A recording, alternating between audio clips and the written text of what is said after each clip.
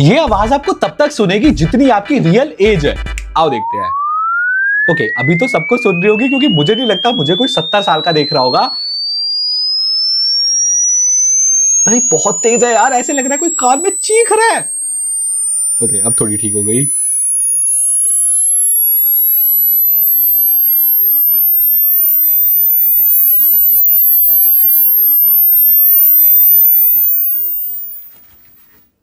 भाई मुझे तो 18 तक सुनी, लेकिन मेरी एज 18 से तो बहुत ज्यादा है। तो कमेंट्स में बताना आपको कहां तक सुनी।